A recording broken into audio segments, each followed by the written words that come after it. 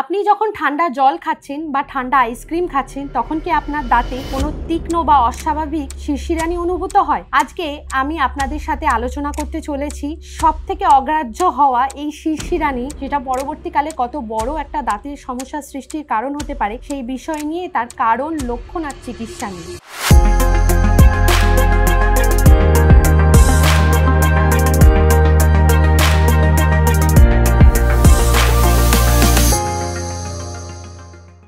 নমস্কার, আমি doctor Baishali Bhattacharya, consultant at Vivacity multi speciality hospital, Madhyamgram. প্রথমেই আমাদের জানতে হবে যে আমাদের এই যে দাঁত শিরশির করছে এর প্রধান কারণ কি। তার জন্য আগে আমাদের জানতে হবে যে আমাদের দাঁতের যে স্ট্রাকচার আছে, আমরা সব থেকে বাইরের যে অংশটা দেখতে পাই সাদা রঙের, সেটাকে এনামেল বলা হয়। এই এনামেলের লেয়ারটা যখন নষ্ট হয়ে যাচ্ছে আর ভেতরে ডেন্টিনের লেয়ারটা বেরিয়ে আসছে, সেই ডেন্টিনের লেয়ারের মধ্যে ডেন্টাইনাল টিবিউলস থাকছে। ওগুলো যখন ঠান্ডা জল, আইসক্রিম বা কোনো মিষ্টি জাতীয় খাবারের সংস্পর্শে আসে তখন কিন্তু আমাদের শিরশিরানি অনুভূত হতে পারে। তাহলে এনামেল নষ্ট হয়ে ডেন্টিন বেরিয়ে আসার কি কি কারণ হতে পারে? যে কারণটা সব থেকে বড় সেটা হচ্ছে, আমরা যদি কোনো হার্ড ব্রিসেলের ব্রাশ দিয়ে ব্রাশ করি, সেক্ষেত্রে আমাদের ডেন্টিনাল টিউবিউলসটা ওপেন হয়ে যেতে পারে। এছাড়াও দ্বিতীয় কারণ হিসাবে, যদি আমাদের দাঁতে কেরিস মানে পোকা লেগে যায়, তো দীর্ঘদিন ধরে যদি পোকা লাগা অবস্থায় দাঁতটা থেকে যায় আর যদি এনামেলের লেয়ারটা নষ্ট হয়ে যায় আর ডেন্টাইনাল টিউবিউলস গুলো ওপেন হয়ে যায়, তো সেক্ষেত্রেও কিন্তু আমাদের শিরশিরানি অনুভূত হতে পারে।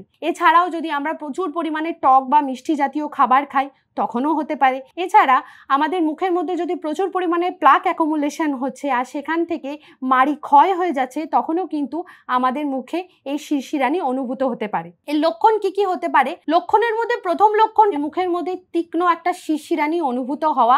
যখনই আমরা খাবার খাচ্ছি তখনই ব্যথা যন্ত্রণা হওয়া, আর ব্যথাটা কিন্তু অনেকক্ষণ অবধি থাকছে। এছাড়াও যখন ব্রাশ করছি বা ফ্লস ইউজ করছি, তখন কিন্তু মুখের মধ্যে একটা অস্বস্তি অনুভূত হচ্ছে। এটা কিন্তু দীর্ঘদিন ধরে দাঁতের মধ্যে পোকা লাগা বা কোনো ট্রমা হয়। অনেক সময় দেখা যায় দাঁত ভেঙে গেছে বা দাঁত ডিসকালারেশন হয়ে গেছে, মানে দাঁতের যে সাদা অংশটা আমি বললাম সেটা আস্তে আস্তে হলুদ হয়ে গেছে।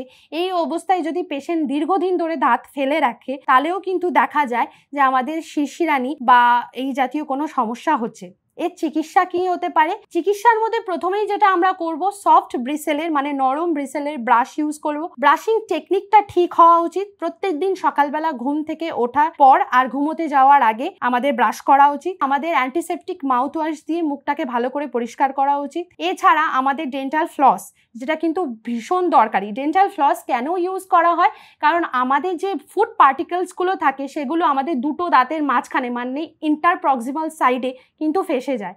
সেগুলো কিন্তু আমরা নর্মাল ব্রাশ দিয়ে বার করতে পারি না, তখন আমরা ফ্লস দিয়ে সেটাকে বার করি। আর চতুর্থত, যদি আমাদের এই ধরনের কোনো সমস্যা হয়, তাহলে সবার আগে আমাদের যে নিকটবর্তী ডেন্টিস্ট আছেন তার সাথে পরামর্শ করা উচিত। আপনাদের যদি এই বিষয়ে কোনো প্রশ্ন থাকে বা অন্যান্য স্বাস্থ্য বিষয়ে কোনো প্রশ্ন থেকে থাকে, তাহলে আপনারা এই ভিডিওর নিচে যে ডেসক্রিপশন বক্সে লিংক দেওয়া আছে, সেই লিংকে গিয়ে আপনাদের প্রশ্ন করতে পারেন। আমাদের টিম সমস্ত উত্তর আপনাদেরকে দিয়ে দেবে। আপনাদের যদি ডেন্টাল সংক্রান্ত কোনো রকম কোনো সমস্যা থাকে, তাহলে আপনারা কিন্তু ভিভাসিটি মাল্টি স্পেশালিটি হসপিটালে এসে যোগাযোগ করতে পারেন। আমাদের যে এক্সপার্ট টিম আছে ডেন্টালে, তারা কিন্তু 24 ঘন্টা আপনাদেরকে এই সমস্ত সমস্যার সমাধান করার জন্য তৎপর থাকবে।